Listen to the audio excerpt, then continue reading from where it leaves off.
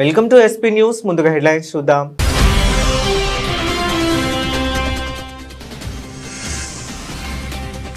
తీవ్రవాద పాలనను అంతం చేయడమే మా లక్ష్యం స్పష్టం చేసిన ఇజ్రాయెల్ ప్రధాని.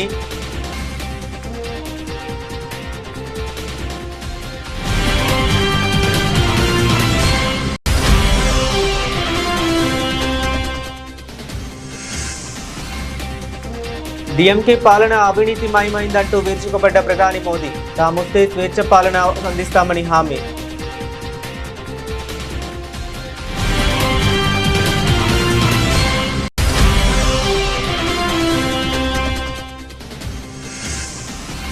ఢిల్లీలో కెనడా ప్రధాని మార్క్ కార్నీతో ప్రధాని మోదీ సమావేశం.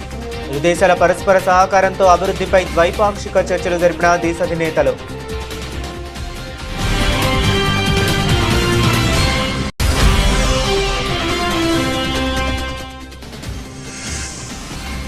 మావోయిస్ట్ అగ్రనేత వికాస్ లొంగుబాటు. 14 మందితో ఛత్తీస్గఢ్ పోలీసుల ఎదుట సరెండర్.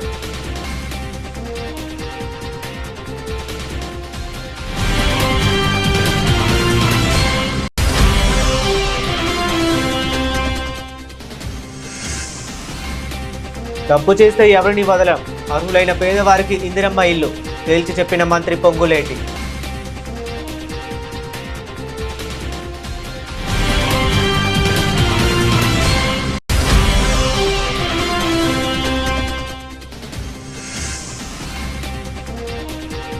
తిరుపతిలో వాకర్స్ రాస్తారోకో, భక్తులకు తీవ్ర ఇబ్బందులు.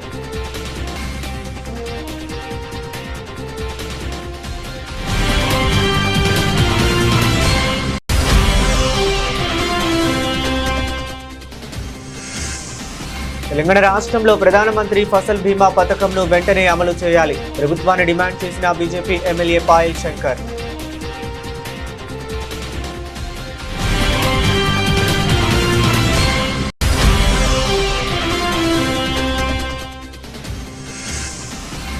రెండు 2029లో వైఎస్ఆర్సీపీ అధినేత వైఎస్ జగన్మోహన్ రెడ్డి ముఖ్యమంత్రి కావటం తథ్యం ధీమా వ్యక్తం చేసిన మాజీ మంత్రి కొడాలి నాని.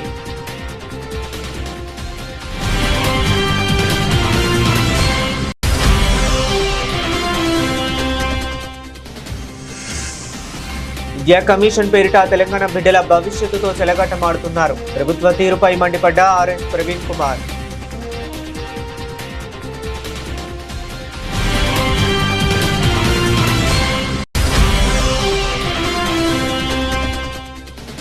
బిఆర్ నాయుడుపై మాజీ టీటీడీ చైర్మన్ సంచలన వ్యాఖ్యలు. అతను ఒక భయంకరమైన ఉమెనైజర్ అంటూ ఇందు లేఖ రాసిన లేఖను చదివి వినిపించిన భూమన.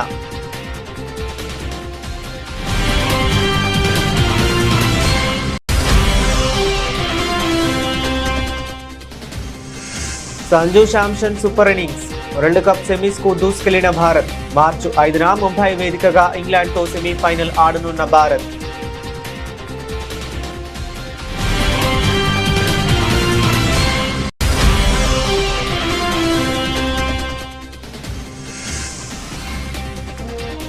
స్టాక్ మార్కెట్లపై వార్ ఎఫెక్ట్. భారీ నష్టాల్లో సూచీలు.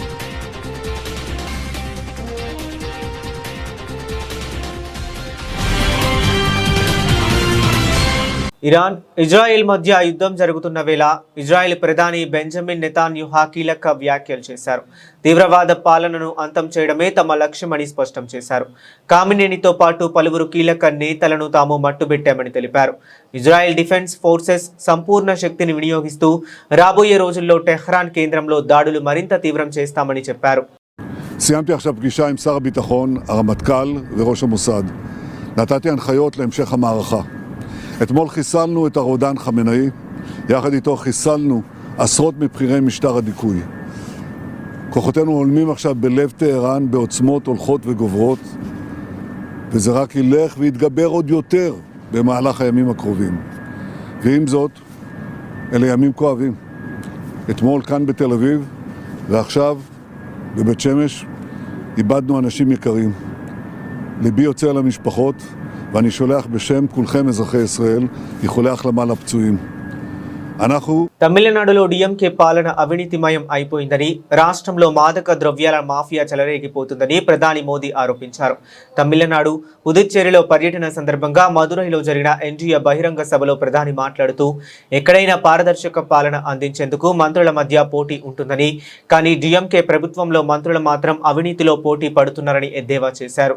ఉద్యోగుల బదిలీల్లో 365 కోట్లు, ఉద్యోగ అవకాశాల పేరుతో 900 కోట్లు, కాంట్రాక్టర్ల పేరుతో 1000 కోట్లు, ఇసుక కుంభకోణంలో 4700 కోట్లు, టస్మాక్ స్కామ్లో 40,000 కోట్లు, ఇలా ప్రతి విషయంలోనూ డిఎంకే భారీ అవినీతికి పాల్పడుతుందని ఆరోపించారు.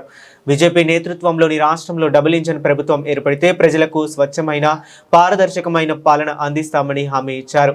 త్వరలో జరగనున్న శాసనసభ ఎన్నికలు రాష్ట్రానికి టర్నింగ్ పాయింట్ వంటివని చెప్పారు.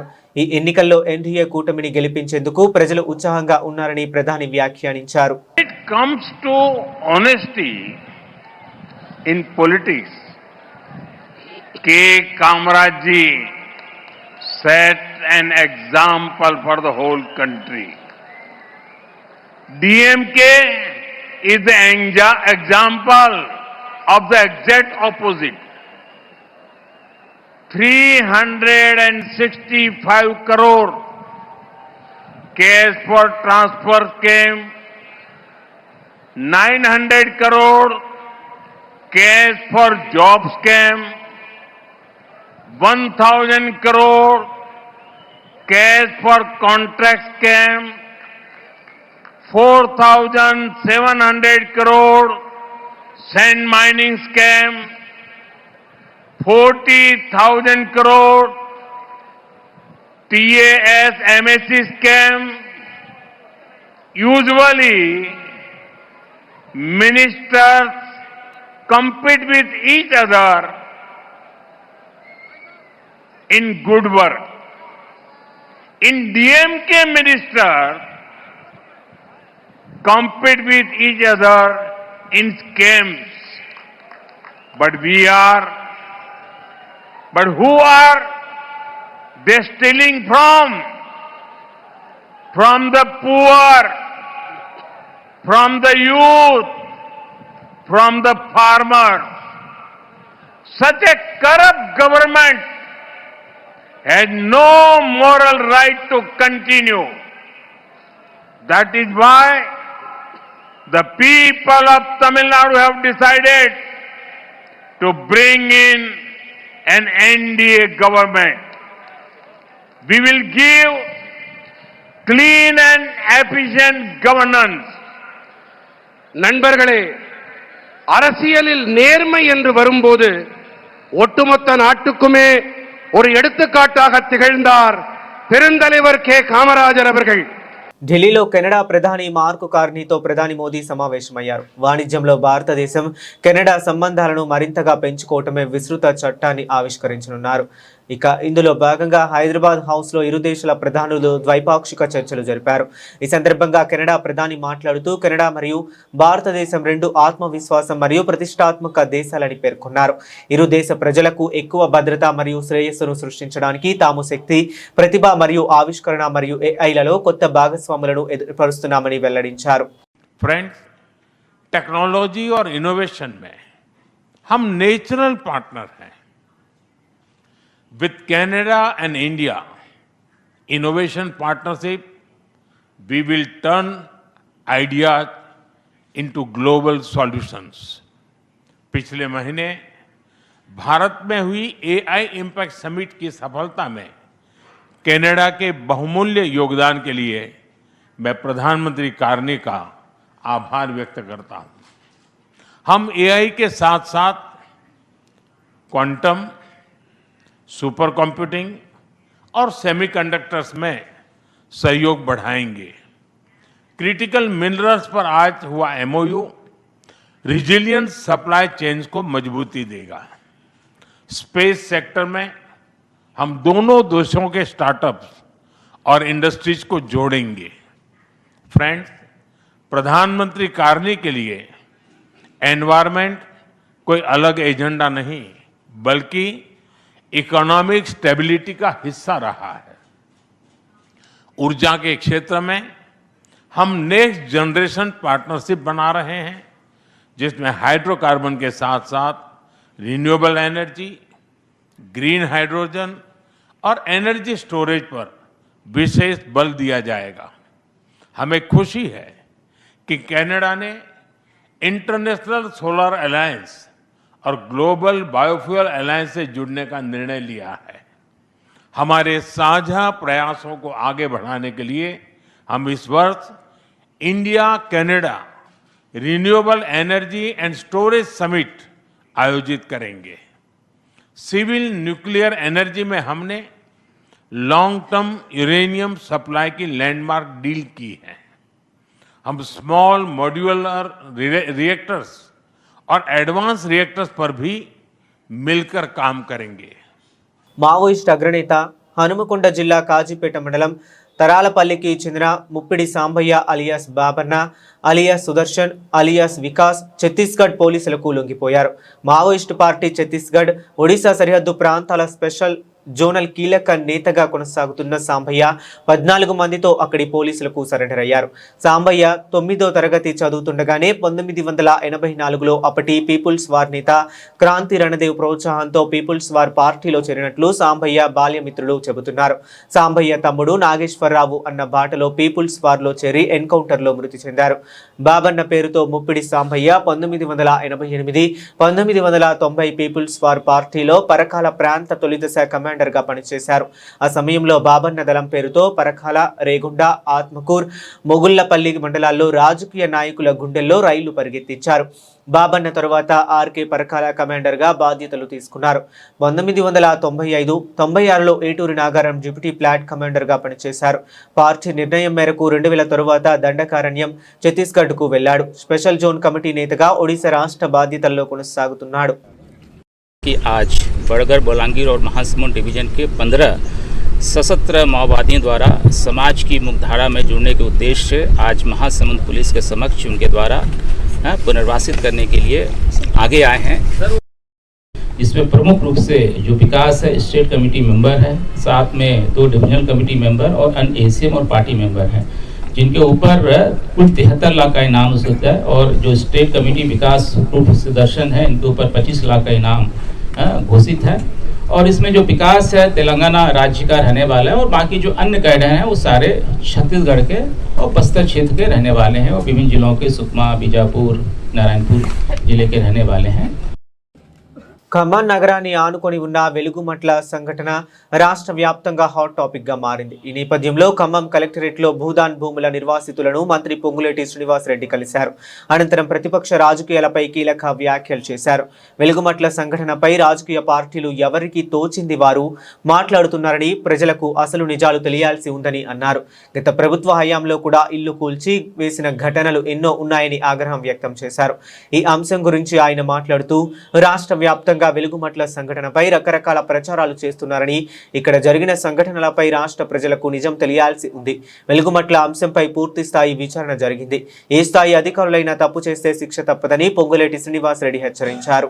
ఏ పేదవాడైతే అర్హుడైన వాడున్నాడో గౌరవ ముఖ్యమంత్రి గారి సూచనల మేరకు ఇవాళ 1వ తారీఖు 15వ తారీఖు లోపు ఏదైతే 747 మందిలో అర్హులైన పేదవాళ్ళు ఎవరైతే ఉన్నారో వాళ్ళందరికీ ఇళ్ల స్థలము 5 లక్షల రూపాయల ఇందిరమ్మ ఇళ్లు కూడా శాంక్షన్ చేసి ఆర్డర్లు ఇచ్చి నేనే దగ్గరుండి ముగ్గు పోపిస్తాను. ఏదో అట్లా కట్టి వదిలేయటం కాదు, అన్ని మౌలిక వసతులు, ఎలక్ట్రిసిటీ, తాగునీరు, అంగన్వాడీ, వాటితో పాటు ఎడ్యుకేషన్ కి స్కూల్ కూడా ఏర్పాటు చేపిస్తాను. కొన్ని పేపర్లు చూస్తున్నాను, ఇవాళ ఇప్పుడు మాట్లాడుతున్నాను, పూర్తి ఆధారాలతో మాట్లాడుతున్నాను. రండి. ఆ భూమిట ఈ ఉన్న మంత్రిలో ఒక మంత్రి ఎక్కడో దేశంలో జరిగే ఎన్నికల కోసం 100 కోట్ల కోసం ఆ భూమి కట్టుకుంటాడట. ఇంకో మంత్రి 35 కోట్ల కోసం ఆ భూమిని ఇంకోటికి ఇస్తాడట. సిగ్గుండాల మాట్లాడటానికి, సిగ్గుండాల. పేదవాడితోనా మీరు రాజకీయాలు ఆడేది? మీకు నిజంగా రాజకీయాలు ఆడాలంటే గీత గీస్తారండి. ఒక్కొక్కడ పరువు ఏందో, మీ చరిత్ర ఏంటో తీస్తారండి. పేపర్ ఉందో కదా, ఆ పేపర్ శానిటీ కూడా ఏందో మనకు తెలియదు కాదు. మీ యూట్యూబ్ లో ఆ ట్యూబులు అని చెప్తే నేను మాట్లాడేది ఒకటి, మొన్న కూడా దాన్ని వక్రీకరించి చూపిస్తారా? బుద్ధి ఉండాలా. పేదవాడు అంటే డెఫినేషన్ తెలియని మీరు కూడా ఈనాడు ఆ పేదవాడి పట్ల మీరు కన్నీరు కారుస్తున్న డ్రామాలు చూస్తుంటే మీ డ్రామాతనం తెలంగాణ రాష్ట్ర ప్రజలందరూ గమనిస్తున్నారు. తిరుపతి నగరంలోని అలిపిరి మార్గంలో ఈరోజు ఉదయం వాకర్లు ఆందోళనకు దిగారు. కపిల తీర్థం నుంచి అలిపిరి వెళ్లే ప్రధాన రహదారిపై రాస్తా రోకో నిర్వహించడంతో తిరుమల వెళ్లే భక్తులు తీవ్ర ఇబ్బందులు పడ్డారు. సుమారు కిలోమీటర్ మేర వాహనాలు నిలిచిపోయి భారీగా ట్రాఫిక్ జామ్ ఏర్పడింది. అలిపిరి సమీపంలోని దివ్యరామంలో ఉన్న నగర వనంలో వాకింగ్ చేసేందుకు నెలకి 100 ప్రవేశ రుసుము చెల్లించాలని అటవీశాఖ అధికారులు కొత్త నిబంధన విధించారు. ఈరోజు ఉదయం రుసుము చెల్లించని వారిని అధికారులు లోపలికి అనుమతించలేదు. దీంతో ఆగ్రహానికి గురైన వాకర్లు రోడ్డుపై బైఠాయించి నిరసన చేపట్టారు. డిఎఫ్ఓకు వ్యతిరేకంగా నినాదాలు చేశారు. ఈ నిరసనకు వాకర్స్ లోని సిపిఎం నేతలు నాయకత్వం వహించారు. తిరుమల రాకపోకలకు తీవ్ర అంతరాయం కలగడంతో వాహనాల్లోని భక్తులు, ప్రయాణికులు వాకర్ల తీరుపై తీవ్ర ఆగ్రహం వ్యక్తం చేశారు. విషయం తెలుసుకున్న అలిపిరి సిఐ రామకిషోర్ వెంటనే ఘటనా స్థలానికి చేరుకున్నారు. ఆందోళనకారులతో చర్చలు జరిపి వారికి నచ్చజెప్పడంతో వాకర్లు తమ నిరసనను విరమించారు. అనంతరం పోలీసులు ట్రాఫిక్ ను క్లియర్ చేసి వాహనాల రాకపోకలను పునరుద్ధరించారు. దివ్యారామంలో ఈరోజు గత 3 నెలల నుంచి పార్కింగ్ ఫీజు వద్దని చెప్పి అనేక సందర్భాలుగా దివ్యారామం డిఈఓ గారికి డిఎఫ్ఓ గారికి చెప్పడం జరిగింది. డిఎఫ్ఓ గారు మీకు కట్టాల్సిన అవసరం లేదు అని చెప్పినాడు. చెప్పిన తర్వాత కూడా ఈ రోజు నుంచి మొత్తం మీరు డబ్బులు చెల్లిస్తేనే లోపలికి పంపిస్తాం, లేకపోతే లేదు అని చెప్పినని ఈరోజు ఇక్కడ చెప్తే మేమంతా కూడా వాకర్స్ అసోసియేషన్ గా ఇక్కడ దానికి వ్యతిరేకంగా నిరసన కార్యక్రమాన్ని చేయడం అనేది జరుగుతూ ఉంది. ఇది చాలా దుర్మార్గమైనటువంటి విషయం. ఎందుకంటే నడకకు కూడా ఈ రోజు డబ్బులు అడుగుతున్నటువంటి పరిస్థితి ఉంది. కానీ డిఎఫ్ఓ గారికి తెలియకుండానే డిఎఫ్ఓ గారు అనుమతితోనే ఇక్కడ పార్కింగ్ ఫీజు వసూలు చేస్తా ఉన్నారు. దానికి లక్షల రూపాయలు ఇక్కడ ఉన్నటువంటి ప్రైవేట్ హోటల్ దగ్గర నుంచి కూడా డబ్బులు వసూలు చేస్తున్నారు. ఒక బండికి వచ్చి ఒక రోజు నైట్కి వచ్చి ఒక్కొక్క 2 వీలర్ కింద అని చెప్పి 4 వీలర్ కింద అని చెప్పి వసూలు చేస్తా ఉన్నాడు. 500 రూపాయల నుంచి 1000 రూపాయల దాకా ఇట్లా నెలకు వచ్చి దాదాపు దీని నుంచే 1.5 లక్ష రూపాయల దాకా పైకి వస్తా ఉంది. కానీ వాకర్స్ గా ఇక్కడ ఉన్నటువంటి వాళ్ళు 200 మంది పైచులకు వాకర్స్ వెళ్తా ఉన్నారు. 200 నుంచి 20,000 రూపాయల కంటే ఎక్కువ రాదు. కానీ తిరుపతి యొక్క ఆరోగ్యాన్ని, తిరుపతి యొక్క నడకను ఈ రోజు కాపాడడానికి ఇక్కడ ఉన్నటువంటి వచ్చే వాళ్ళంతా కూడా మిడిల్ క్లాస్ వాళ్ళు, బ్యాంక్ ఎంప్లాయీస్ దగ్గర నుంచి అనేక రకాలైనటువంటి సెక్షన్స్ అంతా ఇక్కడికి వచ్చి వాకర్స్ వాకింగ్ చేసుకోవడం అనేది జరుగుతూ ఉంది. అట్లాంటి దాన్ని ఈ రోజు అడ్డుకోవడం అనేది చాలా దుర్మార్గమైనటువంటి. ఈ సమస్య పరిష్కారం అయ్యేంత వరకు ఇక్కడి నుంచి లేయకూడదని చెప్పినని వాకర్స్ డిమాండ్ చేస్తారు. కాబట్టి ఈ సమస్యను పరిష్కారం చేయాలని కోరుతాం. తెలంగాణ రాష్ట్రంలో ప్రధానమంత్రి ఫసల్ బీమా పథకంను వెంటనే అమలు చేయాలని బీజేపీ తరపున డిమాండ్ చేస్తున్నామని ఆ పార్టీ ఎమ్మెల్యే పాయల్ శంకర్ అన్నారు. ఈ నెల 7 నుంచి 15 వరకు ఆదిలాబాద్ కేంద్రంగా రైతులతో కలిసి ఉద్యమ కార్యక్రమాలు చేపడుతున్నారు. రాష్ట్ర వ్యాప్తంగా రైతుల నుంచి పంటల బీమా దరఖాస్తులు స్వీకరిస్తామని చెప్పారు. రైతులకు భద్రత కల్పించడమే ఉద్యమ లక్ష్యం అని ఈ నెల 16న శాసనసభ సమావేశంలో పాల్గొంటామని పాయల్ శంకర్ పేర్కొన్నారు. రాష్ట్ర కాంగ్రెస్ ప్రభుత్వ నిర్లక్ష్యంపై శాసనసభలో ప్రశ్నిస్తానని స్పష్టం చేశారు.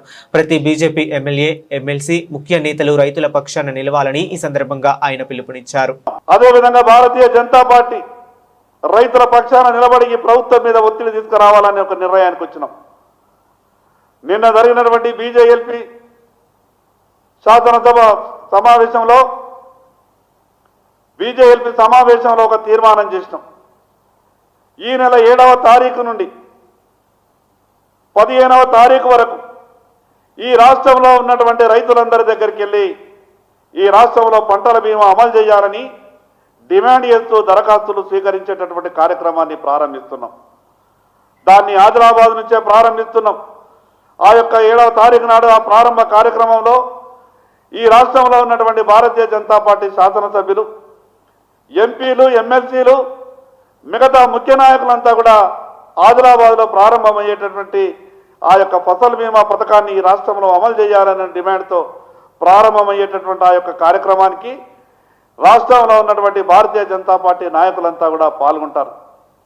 మరి అక్కడనే కాకుండా తెలంగాణ రాష్ట్రంలో ఉన్నటువంటి అన్ని జిల్లాల్లో, ఉమ్మడి 10 జిల్లాలలో, పాత 10 ఉమ్మడి 10 జిల్లాలలో ఈ యొక్క కార్యక్రమాన్ని, దరఖాస్తులు తీసుకునేటటువంటి కార్యక్రమాన్ని నిర్వహించి 16వ తారీఖు నాడు 10 లక్షల దరఖాస్తులతో ఈరోజు తెలంగాణ శాసనసభ సమావేశాలకు వెళ్లే ముందు భారతీయ జనతా పార్టీ శాసనసభ్యులమంతా కూడా రైతులు అందించినటువంటి ఆ యొక్క దరఖాస్తులను మేమంతా కూడా తీసుకెళ్లి ప్రధానంగా మేము ఆ రోజు అసెంబ్లీలో డిమాండ్ చేయడమే కాకుండా సభలో చర్చ జరగడానికి పట్టుబడతాం.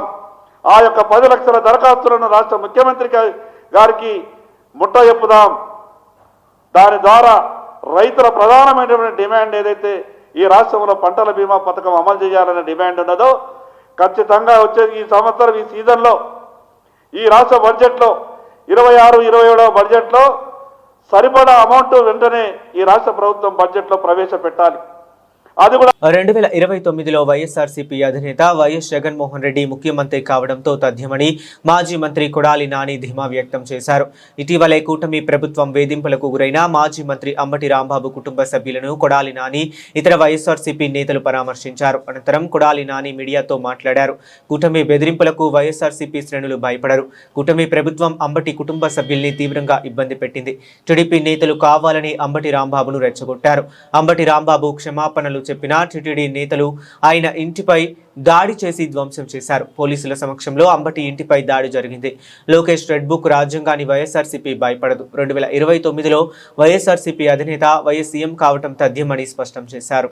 మీరు కూడా ఇటువంటి ఇబ్బందులను ఫేస్ చేయాల్సినటువంటి పరిస్థితి తప్పకుండా ఉంటుంది. వాటన్నిటినీ తట్టుకొని నిలబడగలమన్నటువంటి శక్తి సామర్థ్యాలు కనుక మీకు ఉన్నాయంటే రండి దమ్ముగా వచ్చి మమ్మల్ని ఏం చేయాలనుకుంటున్నారో రాంబాబు గారినో నన్ను లేకపోతే మాట్లాడే వాళ్ళని ఏం చేయాలనుకున్నారో చెయ్యండి. అయితే పక్కాగా ఒకటైతే చెబుతున్నాను, జగన్మోహన్ రెడ్డి గారు ఇక్కడ ఉన్నది మీ పిరికి చేష్టలకి మీ కొరత ఊపులకి బెదిరేటువంటి ప్రసక్తి ఉండదు. 2029లో జగన్మోహన్ రెడ్డి గారు మళ్ళీ ముఖ్యమంత్రి అవుతాడు. మేమందరం జగన్మోహన్ రెడ్డి గారికి అండగా ఉంటాం. మీరు ఎన్ని ఇబ్బందులు పెట్టినా, మీరు ఆఖరికి జైల్లో పెట్టినా, మమ్మల్ని ఏం చేసినా కూడా మేమైతే వెనక్కి తగ్గేటువంటి పరిస్థితి లేదు. జగన్మోహన్ రెడ్డి గారు ఇచ్చినటువంటి ప్రతి పిలుపుకి స్పందిస్తాం. ఆయన చెప్పినటువంటి ప్రతి కార్యక్రమానికి మేము ముందుంటాం. ఇటువంటి పిచ్చి చేష్టలు మానేసి కల్తీ పాలు తాగి రాజమండ్రిలో చనిపోయారు ఎంతమంది? 7. టబాకాయలు తయారు చేస్తా కాకినాడ వేటపాలెంలో 21 మంది చనిపోయారు. శ్రీకాకుళంలో మంచినీళ్లు తాగి కల్తీ అక్కడ చనిపోయారు. మీకు సిగ్గు శరం ఉంటే ఇది చూసుకోండి. ఇటువంటి కార్యక్రమాలు జరగకుండా ప్రజలు ఇబ్బంది పడుతున్నటువంటి ఇబ్బందులు చూడకుండా ఇవన్నీ అంబటి రాంబాబు గారిని 18 రోజులు, వాళ్ళని వంశీని 145 రోజులు, చెవిరెడ్డి భాస్కర్ రెడ్డి 208 రోజులు, లేకపోతే జోగి రమేష్ 81 రోజులు, లేకపోతే రేపు నన్ను 100 రోజులు పెట్టినాం. వైఎస్ఆర్ కాంగ్రెస్ పార్టీకి ఏమీ కాదు. మేము కూడా వెనక్కి తగ్గేటువంటి పరిస్థితి ఉండదు. మిమ్మల్ని ప్రజల్లో ఎండగట్టడం ఖాయం. రేపు జగన్మోహన్ రెడ్డి గారు ముఖ్యమంత్రిగా ఈ రాష్ట్రంలో అధికారంలోకి వచ్చిన తర్వాత ఈ కార్యక్రమాలు చేసినటువంటి అధికారులను గానీ, వాళ్ళకి తొత్తులుగా పనిచేసి మా ఇళ్లు పగలు కొట్టించినటువంటి అధికారులు గానీ, వాళ్ళకి అడుగులకు మడుగులు ఎత్తి ఫిజికల్ గా అంబటి రాంబాబు గారు లాంటి ఎక్స్ మినిస్టర్లని ఫిజికల్ గా అరెస్ట్ చేయాలన్నటువంటి వ్యక్తులు కానీ ఎవరిని వదిలిపెట్టేటువంటి పరిస్థితి ఉండదు. జగన్మోహన్ రెడ్డి గారు చెప్పినట్టు సప్త సముద్రాల అవతల ఉన్నా కూడా తీసుకొచ్చి వాళ్ళందరికీ తగిన పనిష్మెంట్లు జరుగుతాయి 100%. ఎవరు కూడా వైఎస్ఆర్ కాంగ్రెస్ పార్టీ నాయకులు గాని కార్యకర్తలు గాని ఆధారపడవద్దు. అందరం కలిసి ముందుకెళ్దాం. విద్యా పాలసీ ముసుగులో రాష్ట్ర విద్యారంగంపై రేవంత్ సర్కార్ కుట్రలు చేస్తుందని బీఆర్ఎస్ ప్రధాన కార్యదర్శి ఆర్ఎస్ ప్రవీణ్ కుమార్ ధ్వజమెత్తారు. కేసీఆర్ ఆనవాళ్లను చెరిపివేయాలనే కక్షతో ఆకునూరి మురళి నేతృత్వంలోని విద్యా కమిషన్ నివేదికను రూపొందించిందని మండిపడ్డారు. గతంలో రేవంత్ రెడ్డి చెప్పిన విషయాలనే కమిషన్ రిపోర్టులో చేర్చారని ఆరోపించారు. రేపటి తరానికి మంచి విద్యానందించడానికి విస్మరించిందని, ప్రభుత్వ ఖర్చులు తగ్గించుకునేందుకు ప్రాధాన్యం ఇవ్వడం దురదృష్టకరమన్నారు. కమిషన్ సిఫారసులు రాష్ట్ర విద్యార్థుల భవిష్యత్తుకు ప్రమాదకరమని ఆందోళన వ్యక్తం చేశారు. ఇటీవల గత 3 రోజుల క్రితం మరి తెలంగాణ విద్యా కమిషన్ చైర్పర్సన్ అయిన ఆకునూరి మురళి గారు మరి మిగతా సభ్యులందరూ కలిసి ముఖ్యమంత్రి గారికి ఈ Telangana education policy for Telangana 2026 అంటే తెలంగాణలో ఒక నూతన విద్యా విధానం రావాలి అని చెప్పి వారు గౌరవ ముఖ్యమంత్రి శ్రీ రేవంత్ రెడ్డి గారికి నివేదిక అందజేయడం జరిగింది. మరి ఆ నివేదిక చదివిన తర్వాత నిజంగా తెలంగాణ బిడ్డల భవిష్యత్తు అత్యంత ప్రమాదకరంగా మారింది. వారికి విద్యను బోధించే ఉపాధ్యాయుల ఆత్మగౌరవం దెబ్బతీయడానికి అన్ని కుట్రలు జరిగినాయని చాలా క్లియర్ గా అర్థమవుతా ఉన్నది. నేను మొట్టమొదట ఒకటే విషయం చెప్తా ఉన్నా, రేపు బీఆర్ఎస్ పార్టీ మళ్లీ అధికారంలోకి వచ్చిన తర్వాత ఈ Telangana education policy for Telangana ఈ విద్యా కమిషన్ రిపోర్ట్ ఏదైతుందో అది డైరెక్ట్ గా చెత్తబుట్టలో వేస్తాం. ఇది తెలంగాణ తల్లిదండ్రులకు, విద్యార్థులకు, అదే విధంగా ఉపాధ్యాయులందరికీ కూడా క్లియర్ గా నేను చెప్తా ఉన్నా బీఆర్ఎస్ పార్టీ తరఫున. ఎందుకంటే విద్యా వ్యవస్థలో అత్యంత కీలకమైన వ్యక్తి ఉపాధ్యాయుడు. ఈ ఉపాధ్యాయుడు తన ఆత్మగౌరవాన్ని దెబ్బతీసే ప్రయత్నం జరిగితే, అదేవిధంగా ఉపాధ్యాయుడు నిరంతరం తరగతి గదిలో అభద్రతా భావంతో బతికితే విద్యార్థులకు చదువు రాదు, తన ఉద్యోగానికి న్యాయం చేయలేడు అన్నది ప్రపంచ చరిత్రలో నిరూపించబడ్డది. సైన్స్ కూడా అదే చెప్తుంది. మరి అలాంటి ఉపాధ్యాయున్ని 1,70,000 మంది ఉపాధ్యాయులను ఘోరంగా అవమానించిన ఈ రిపోర్టు డెఫినెట్ గా చెత్తబుట్టలోకే వెళ్తుంది. ఇంకా దానికి వేరే స్థానం దొరకదు. ఇలా ఉపాధ్యాయుల జీతాల గురించి మాట్లాడుతుంది కమిషన్. నిజానికి ఈ పని పిఆర్సీ చేయాలి. అదేవిధంగా పిఆర్సీ చేయాలి. టిటిడి చైర్మన్ బిఆర్ నాయుడుపై మాజీ టిటిడి చైర్మన్ భూమన కరుణాకర్ రెడ్డి సంచలన వ్యాఖ్యలు చేశారు. బిఆర్ నాయుడు భయంకరమైన ఉమనైజర్ అంటూ ఘాటు వ్యాఖ్యలు చేశారు. పడుకోకుండా ఏ పని చేయనని మొహం మీద చెబుతాడు అని ఆరోపించారు. 2019లో చంద్రబాబుకు ఇందులేఖ అనే బ్రాహ్మణ మహిళ రాసిన లేఖను భూమన బయట పెట్టారు. ఇందులేఖ రాసిన లేఖను మీడియా ముందు చదివి వినిపించారు. BR Naidu honorary chairman TV5, గౌరవనీయ మాజీ మరియు కాబోయే ఆంధ్ర రాష్ట్ర ముఖ్యమంత్రి వర్యులు నారా చంద్రబాబు నాయుడు గారికి నమస్కరించు రాయున్నది. నా పేరు తాడేపల్లి ఇందులేఖ, వయస్సు 48 సంవత్సరాలు, daughter of late Shri Tadepalli Satyanarayanamurthy, స్వస్థలం గుంటూరు జిల్లా తెనాలి. మాది బ్రాహ్మణ వైదిక కుటుంబం అయినప్పటికీ మా నాన్నగారు తెనాలి టౌన్ హెడ్ కరణంగా పనిచేసి ఉన్నారు. తదనంతర పరిణామాలతో మేము సుమారు 36 ఏళ్ల క్రితం హైదరాబాద్కు మూవ్ అయ్యి వ్యాపార నిమిత్తం హైదరాబాదులో స్థిరపడ్డాము. ప్రస్తుతము మేము హైదరాబాద్లోని మణికొండ ఏరియాలో స్థిర నివాసం కలిగి ఉన్నాము. నేను ఈ ఉత్తరం ద్వారా మీ దృష్టికి తీసుకొని రావాలి అనుకుంటున్న ముఖ్య ఉద్దేశ్యం ఏమిటనగా, బిఆర్ నాయుడు నాకు 25 సంవత్సరాలుగా పరిచయస్తులు. ఆ పరిచయం కొన్ని ఏళ్ల తరువాత రిలేషన్షిప్ గా మారింది. ఈ ప్రయాణంలో నాయుడు గారి వలన సుఖం సంతోషం తోడు లేకపోగా అనేక అవమానాలు, ఆర్థిక ఇబ్బందులు పడ్డాను, ఇంకా పడుతూనే ఉన్నాను. నన్ను ఏనాడు ప్రేమగా బాధ్యతగా చూడలేదు. అరగంట కోసం నేను అనే విషయం నాకు అర్థమయ్యేసరికే ఏళ్లు పట్టింది.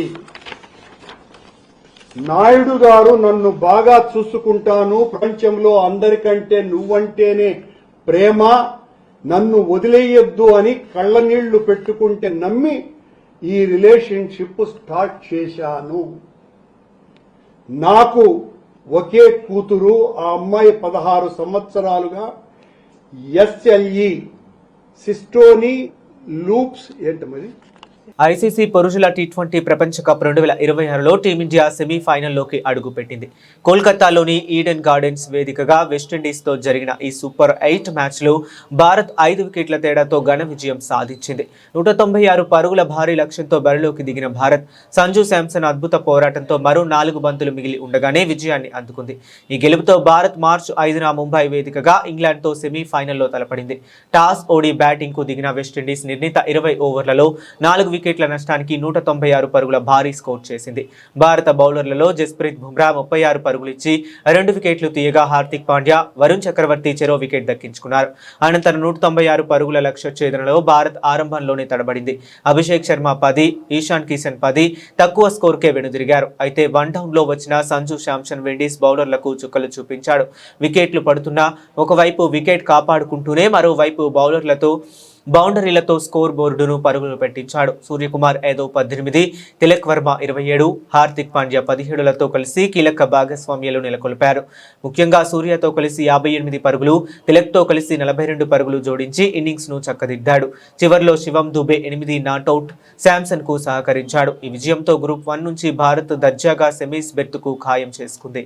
ఊహించినట్టుగానే పశ్చిమాసియాలోని ఉద్రిక్తతలు అంతర్జాతీయ మార్కెట్లపై తీవ్ర ప్రతికూల ప్రభావం చూపుతున్నాయి. ఇరాన్పై అమెరికా, ఇజ్రాయెల్ దాడి నేపథ్యంలో మదుపర్లు అప్రమత్తంగా వ్యవహరిస్తుండటంతో సూచీలు భారీ నష్టాలతో మొదలయ్యాయి. క్రూడ్ ఆయిల్ ధరలు భారీగా పెరగడం కూడా నెగిటివ్గా మారాయి. ఈ నేపథ్యంలో ప్రస్తుతం సెన్సెక్స్, నిఫ్టీ భారీ నష్టాల్లో కదిలాడుతున్నాయి. గత సెషన్ ముగింపు 81,287తో పోల్చుకుంటే సోమవారం ఉదయం 2,700 పాయింట్లకు పైగా నష్టంతో మొదలైన సెన్సెక్స్ ఆ తరువాత కాస్త కోలుకుంది. కనిష్టాల వద్ద మదుపర్ల కొనుగోళ్లకు మొగ్గు చూపుతుండటంతో సూచీలు నష్టాల నుంచి కొద్దిగా తేరుకున్నాయి. ప్రస్తుతం ఉదయం 10 గంటల సమయంలో సెన్సెక్స్ 848 పాయింట్ల నష్టంతో 80,412 వద్ద కొనసాగుతుంది. మరోవైపు నిఫ్టీ కూడా సెన్సెక్స్ బాటలోనే కదలాడుతుంది. ప్రస్తుతం 265 పాయింట్ల నష్టంతో 24,913 వద్ద కదలాడుతుంది. బులెటిన్ ముగించే ముందు మరొకసారి హెడ్లైన్స్ చూద్దాం.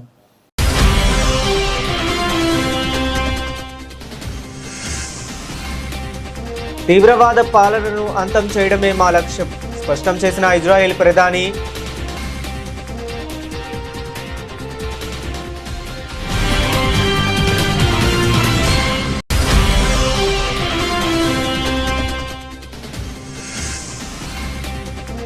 డిఎంకే పాలన అవినీతిమయమైందంటూ విరుచుకుపడ్డ ప్రధాని మోదీ. తామొస్తే స్వేచ్ఛ పాలన అందిస్తామని హామీ.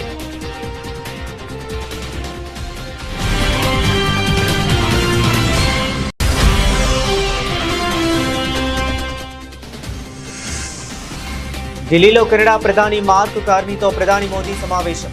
ఇరు దేశాల పరస్పర సహకారంతో అభివృద్ధిపై ద్వైపాక్షిక చర్చలు జరిపిన దేశాధినేతలు.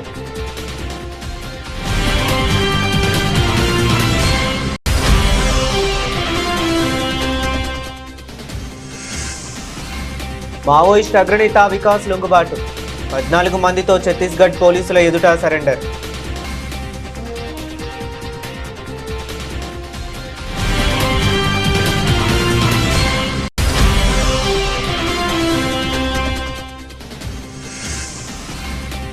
తప్పు చేస్తే ఎవరిని వదలం, అర్హులైన పేదవారికి ఇందిరమ్మ ఇల్లు తేల్చి చెప్పిన మంత్రి పొంగులేటి.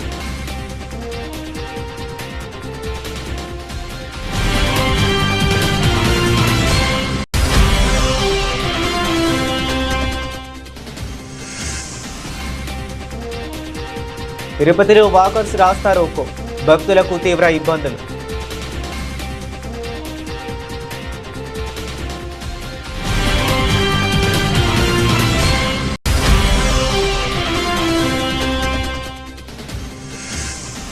తెలంగాణ రాష్ట్రంలో ప్రధానమంత్రి ఫసల్ బీమా పథకంను వెంటనే అమలు చేయాలి. ప్రభుత్వాన్ని డిమాండ్ చేసిన బీజేపీ ఎమ్మెల్యే పాయల్ శంకర్.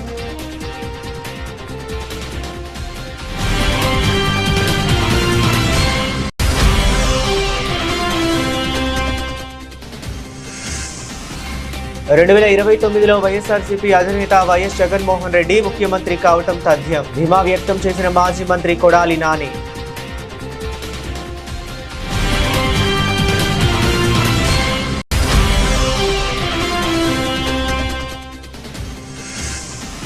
విద్యా కమిషన్ పేరిట తెలంగాణ బిడ్డల భవిష్యత్తుతో చెలగాటమాడుతున్నారు. ప్రభుత్వ తీరుపై మండిపడ్డ RS Praveen Kumar.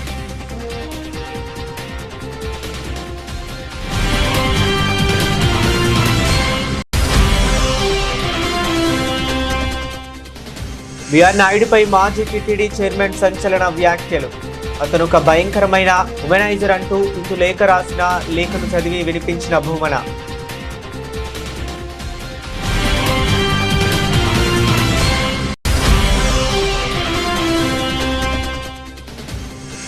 Sanju Samson super innings. World cup semis కు దూసుకెళ్లిన భారత్. మార్చి 5న ముంబై వేదికగా ఇంగ్లాండ్తో సెమీఫైనల్ ఆడనున్న భారత్.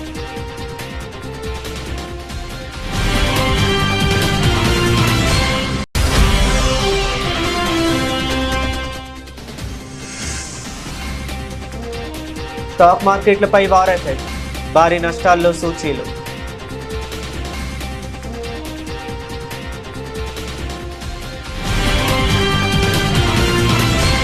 ఇవి ఇప్పటి వరకు ఉన్న అప్డేట్స్. మరిన్ని అప్డేట్స్ కోసం కీప్ వాచింగ్.